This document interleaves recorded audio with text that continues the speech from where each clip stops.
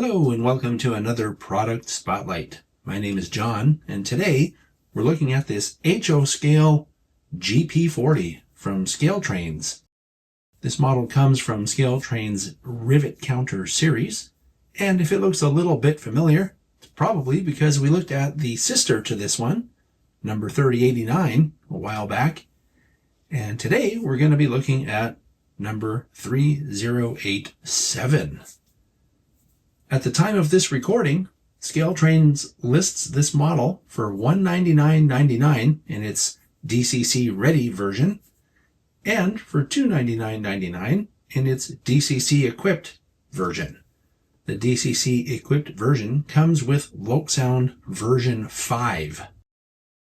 The model comes packed in a very sturdy cardboard box, and inside the box, the model is protected by a clamshell case. And there's also a product manual with a lot of really good information in it. Now, ScaleTrains does offer GP40s in a variety of road names and road numbers. So your best bet would be to go to the ScaleTrains website and see if they have the ones you're looking for. I've examined the paint on the model and found it to be near perfect. All of the markings are legible with magnification, even the smallest stuff, like down here and also over here. The ACI label looks especially good, and I'm especially liking the fact that they've included the little extra writing here in the logo. Very cool. Now the logo does have some gapping here, but these are on the door seams, and those actually appear in prototype photos. The grille detail back here is especially well done, as well as the grille detail under the dynamic brake fan and up here. There's also a little re-railing frog attached to the side. That's pretty cool. And this is a rivet counter model, so it has all kinds of really superb detail in the trucks and in the undersill. And what I'm talking about is conduits and cables and all kinds of stuff going on underneath. Looking at the detail around the cab, you can see it comes with installed sunshades. There's wind deflectors. There's a little armrest here. These windows open and close so you can position them however you want. It has a fully detailed interior in there as well. And then you can see on the front of the cab, it has very to scale windshield wiper detail.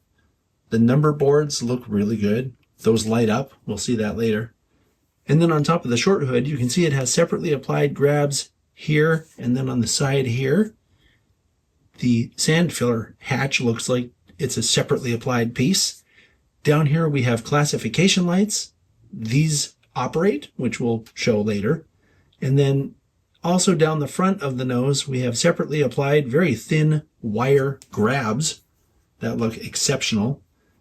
Down here we have see-through photo-etched metal steps with the little safety stripe. That's what I call that little pinstripe on the edge. That's so that people don't trip as they're getting in and out of the cab or boarding on and off of the locomotive.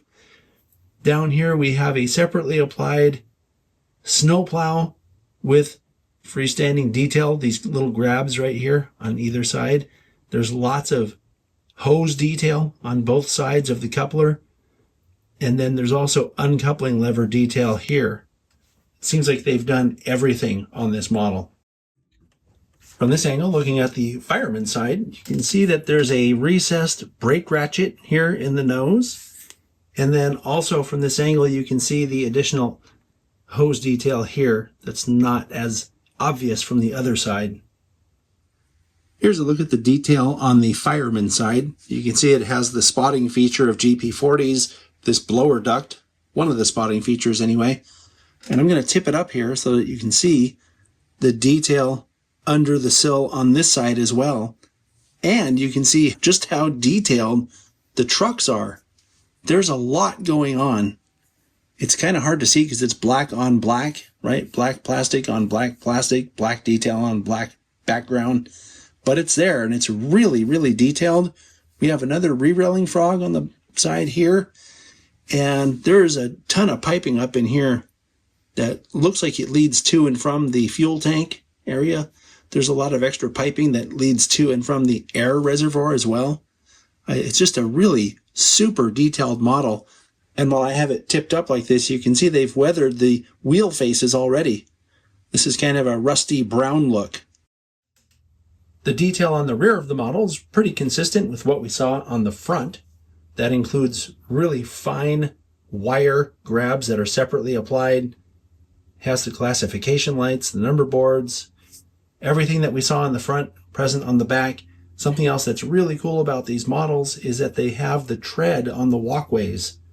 Also looking at the back, you can see it has uncoupling lever detail and additional hose detail there on the pilot. And here's one more look at the rear detail from the fireman's side. And you can see it has that additional air hose detail right here.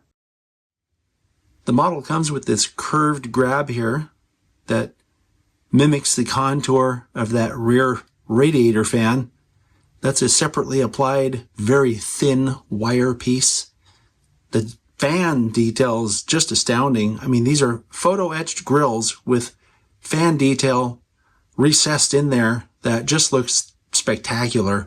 And that goes for the dynamic brake fan as well. And something you'll notice is the dynamic brake fan is different from these regular old radiator fans back here. That's how dynamic brake fans are. And it's probably hard to see, but there are very thin lift rings on the top of this model as well. The exhaust looks like a separately applied part or some separately applied pieces on it. There's some depth there that is apparent when you look at it closer. Then there's a little antenna here. And of course we have our horn casting here on the front over the cab. All right, it's time to test run the model and see how it performs.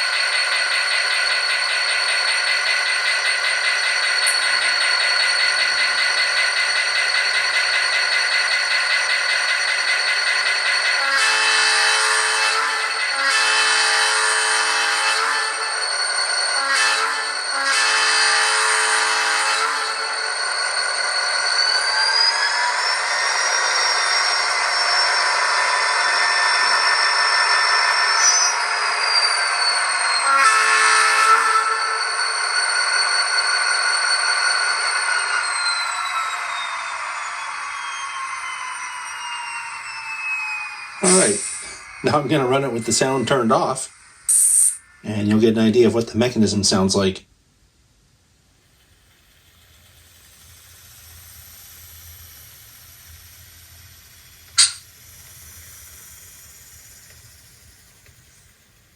I can tell you this is really quiet in person.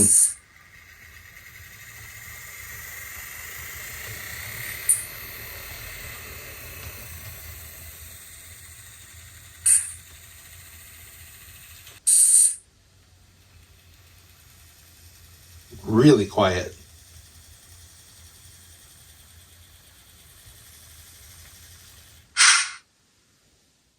Okay, now we'll take a look at the lights here. The headlights are directional and come on with your F0 or light key. You can see the headlight is up there above the cab in this case.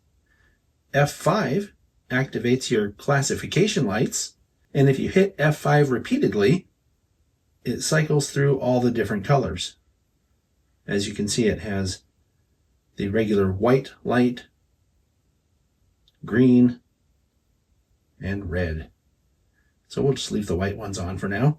And then F6 activates the oscillating light in the nose of the cab. Now when you turn on the sound for this locomotive, a bunch of other lights come on.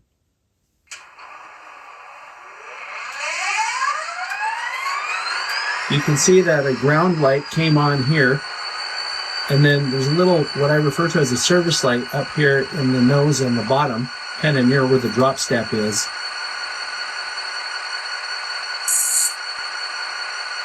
And then F14 turns the number boards on or off when the sound is on. Now we'll look at the lights on the rear of the model, and as you can see, the classification lights are not directional. They're on already because I had them on just a second ago. But when I put the model in reverse, you can see that the rear headlight does come on. And once again, activating the sound turns on a bunch of other stuff. There's a ground light up near the front of the engine on this side. And then there's a little service light here near the step. And there's a little service light here along the rear walkway near the drop step. And then, just like before, when you cycle F5, it cycles the classification lights through all their different colors, just like when you're looking at the front. And then F14 turns the number boards on and off in the rear as well, with the sound activated. Scale Trains has done it again, delivering a super detailed, good-looking, good-running GP40 to the marketplace. This is going to look especially good running alongside the 3089 that we looked at recently on Product Spotlight. So great job, Scale Trains. I'll see you all next time.